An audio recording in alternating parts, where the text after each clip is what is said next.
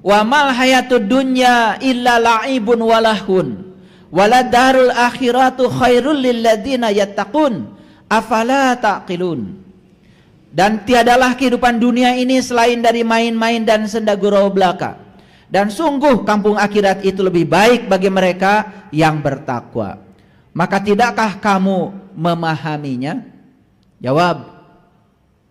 Ini Allah nanya. Tidakkah kamu memahaminya? Jawabnya apa? Tidak. Ya tidak kan? Ya, terpaham-paham maksudnya. Yuk kita lihat sini, lihat saya. Hati-hati. Ayat ini sering disalah artikan. Ketika orang sungguh-sungguh mengerjakan pekerjaan dunia itu bekerja, membangun gedung, membangun peradaban, dianggap duniawi. Tapi kalau orang itu kelihatannya seperti mengerjakan pekerjaan akhirat gitu, seperti kelihatannya itu dianggap soleh kan gitu. Lihat saya semuanya. Kita ini makhluk cahaya bukan? Oke. Kita ini makhluk spiritual bukan? Kita ini makhluk akhirat bukan? Kita ini makhluk akhirat. Apa sih akhirat? Nah, dalam pengertian yang lebih luas, akhirat itu terminal terakhir. Terminal awal kita siapa? Allah. Terminal akhir kita siapa? Allah. Berarti akhirat apa? Kalian itu yang gitu aja pusing. Terminal awal kita Allah. Terminal akhir kita ya rek wih kemana? Terminal awal kita Allah, terminal kita akhir, terminal akhir kita Allah. Akhirat itu terminal terakhir. Berarti akhirat apa? Ya Allah. Jadi kita ini makhluk akhirat bukan? Makhluk akhirat. Makhluk akhirat artinya kita makhluk Allah. Karena Allah berfirman di dalam Al-Quran, fa iza sawaituhu wa nafakhtu fihi min ruhi faqa'u lahu sajidin. Ketika aku sudah selesai menciptakan tubuhmu, aku tiupkan ruhku. Ruhku itu bagian dari dirinya Allah. Bagian dari dirinya Allah ditiupkan kepada kita. Nih, kalau saya ngambil bagian dari air ini, sebagian, sifatnya sama dengan air yang ini? Kan gak mungkin saya ngambil air tidak membawa sifat. Karena sifat itu melekat dalam zat. Setuju? Makanya kita tidak akan pernah bisa memisahkan sifat dan zat. Siapa orang yang sudah sukses memisahkan garam dengan asin? Gak ada. Badai naon bapak teh bisnisna? Saya merek nyieun pabrik asin. Maksudna uyah pak? Lain, asin we.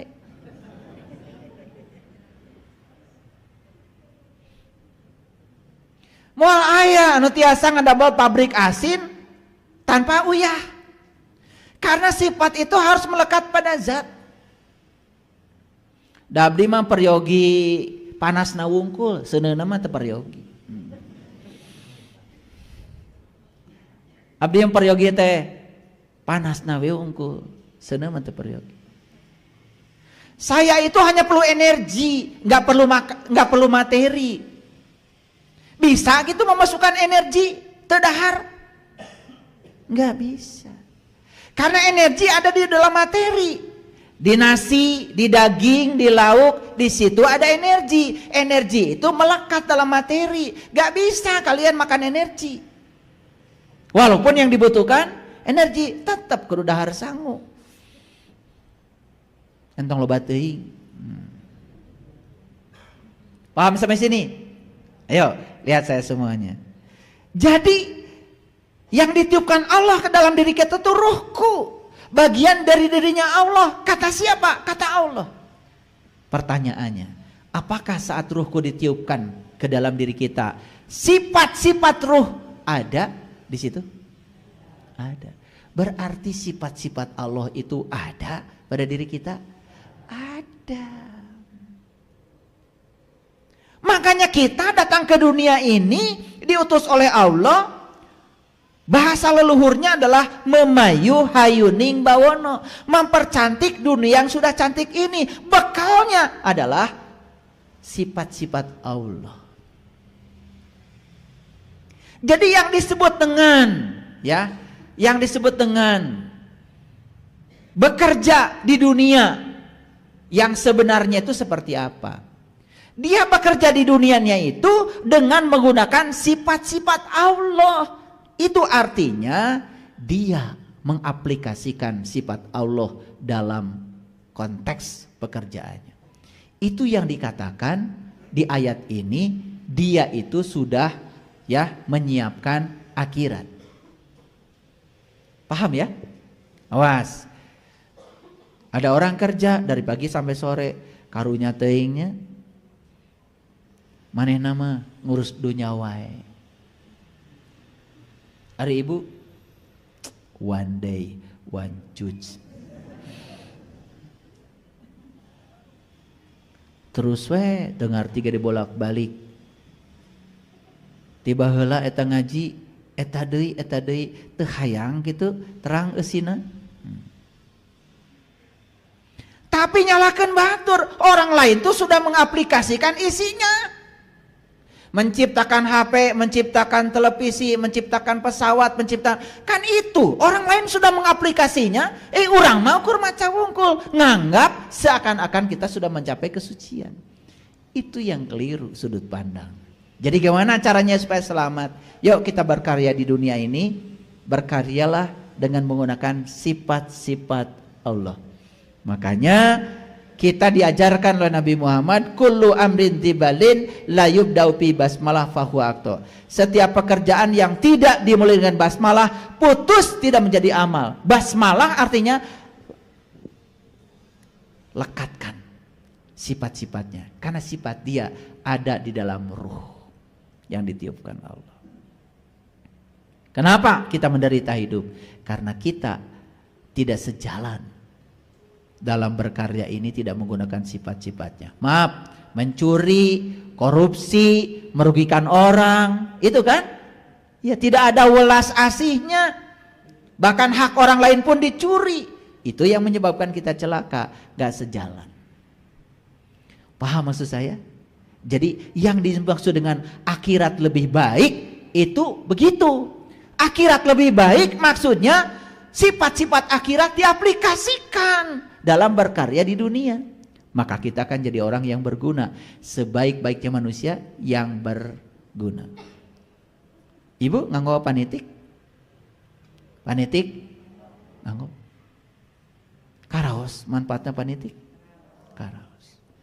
Upami teu aya panitik? Sesah.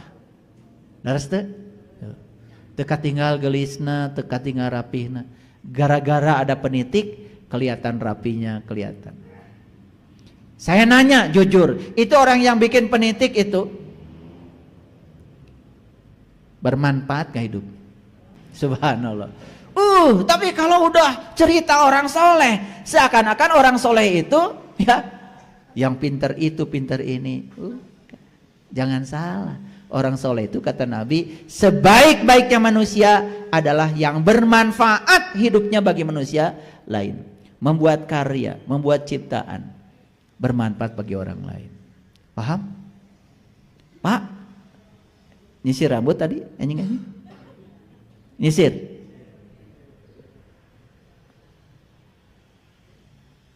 Karaos teh eta kegunaanna sisir? Karaos. Manfaatna seueur eta sisir? Upami teu aya sisir kumaha? Saya nanya, itu yang membuat sisir itu bermanfaatkah hidupnya? Soleh. Saya yakin semua ciptaan tidak akan terjadi kalau tidak ada cinta. Semua ciptaan tidak akan terjadi kalau tidak ada kekuatan positif dalam dirinya. Orang yang bikin penitik, orang yang bikin sisir, itu karena ada cinta dalam dirinya. Apalagi bikin HP, bikin komputer. Bayangkan, kita hari ini cari alamat tinggal pencet Google Map, langsung tuh ada yang bimbing, bahkan keras sekali. 200 meter di depan belok kiri. Anda tetap di jalur kanan karena 100 meter di depan belok kanan. Luar biasa. Sampai segitunya teknologi. Itu si perempuan yang suka ngomong di map itu tuh capek-capek. Betul. Nah, itu tercipta setelah orang memahami tentang hakikat dari teori gravitasi. Kalau saya jelaskan itu, wah bisa 10 SKS kuliahnya. Tetapi manfaatnya besar enggak? Ya Allah, luar biasa. Bahkan sekarang Bapak Ibu bisa mendengarkan kajian-kajian langsung di sini, luar biasa. Jadi kalau kita hidup di abad digital ini, kita tidak banyak ilmu, keterlaluan. Fasilitasnya sudah luar biasa. Yuk kita pahami lagi. Dan tiadalah kehidupan dunia itu selain dari main-main dan senda gurau. Dunia ini akan main-main dan senda gurau apabila menjalani kehidupan dunia tidak menggunakan sifat-sifat akhirat. Paham ya? Awas, karena ini salah kaprah, ya. Jadi jangan menganggap orang lain yang sedang berkaya di sini itu sedang mengerjakan dunia. Yang paling tahu dia bekerja niatnya apa, mereka. Kita tidak bisa menilai mereka. Tapi saya jamin siapapun yang bekerja di semesta ini membawa sifat-sifat Allah, membawa sifat-sifat akhirat, pasti selamat kerjanya. Paham maksud saya? Nah, jadi sekarang kita gimana caranya supaya di dunia ini tidak main-main dan senda gurau. Maka bawalah sifat-sifat Allah ke dalam diri kita. Yuk kita buka salah satu sifat Allah, Ar-Rahman, Ar-Rahim.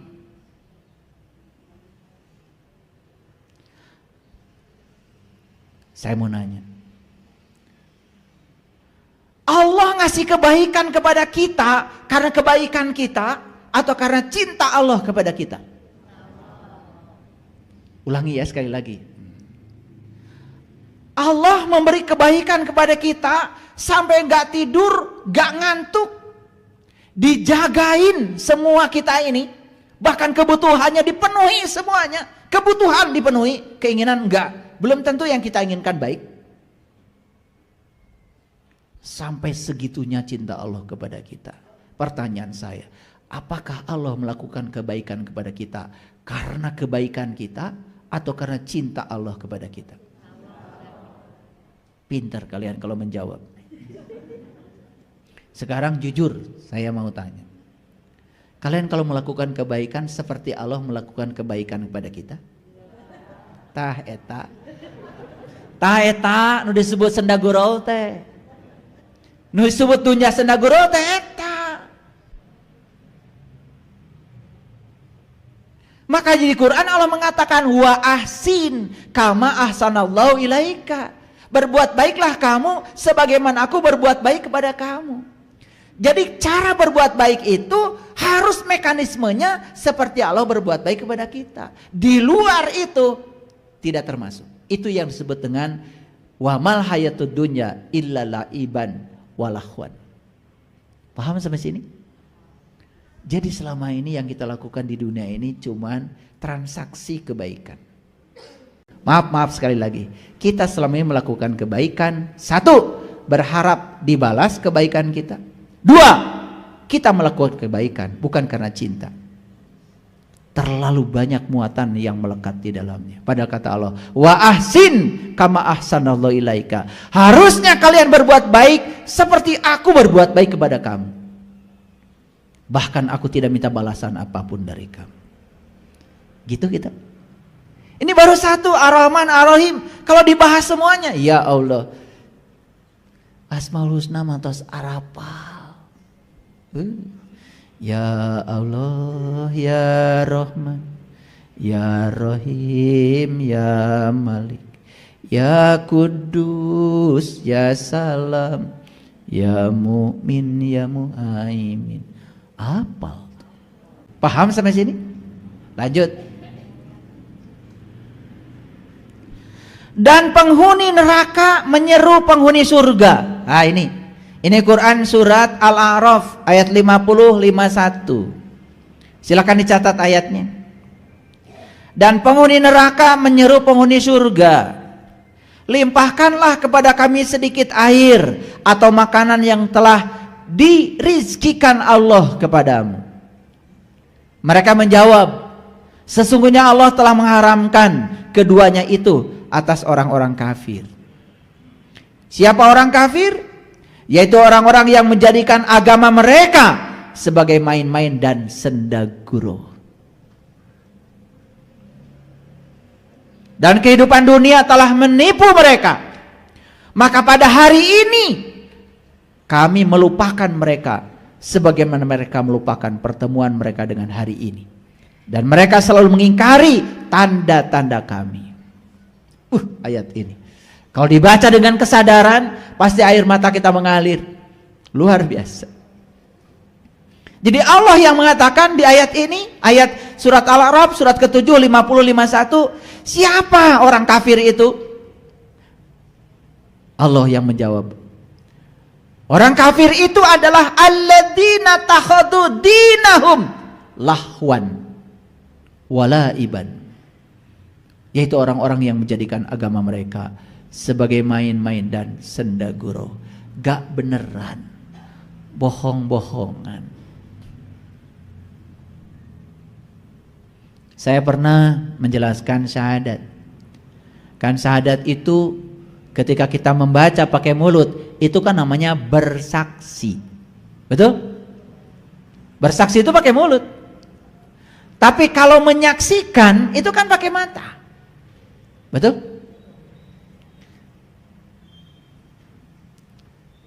Coba. Sekarang Bapak Ibu bisa menyaksikan saya? Pakai apa? Pakai mata. Nanti sampai di rumah bisa cerita tentang saya. Bisa. Ditanya, tadi itu ya Pak Saiful pakai baju apa? Bisa cerita? Pakai apa? Nah, menyaksikan itu di TKP, di tempat kejadian perkara. Bersaksi bisa di mana aja. Dan yang boleh bercerita dengan mulutnya hanya mereka yang menyaksikan dengan matanya. Itu disebut saksi asli. Yang tidak menyaksikan dengan matanya tidak mungkin bisa menceritakan. Betul? Kita bicara asyhadu alla ilaha illallah, aku bersaksi tiada Tuhan selain Allah. Pakai apa? Pakai apa? Pakai mulut. Sudah menyaksikan? Loh. Itu yang disebut dengan laiban walahwan. Heureuy. Gak sungguhan. Sudah gitu sombongnya luar biasa. Ari nyaritakeun batur. Kesalahan batur jika pang benerna. Ngerti sekarang? Ngerti? Oke. Lanjut. Di Quran surat Al-Ankabut ayat yang ke-64, surat ke-29 diulangi lagi. Dan tiadalah kehidupan dunia ini melainkan sendaguro dan main-main. Sudah paham tadi? Jadi dunia ini sendaguro dan main-main apabila kita berkarya di dunia ini tidak melibatkan sifat-sifat Allah.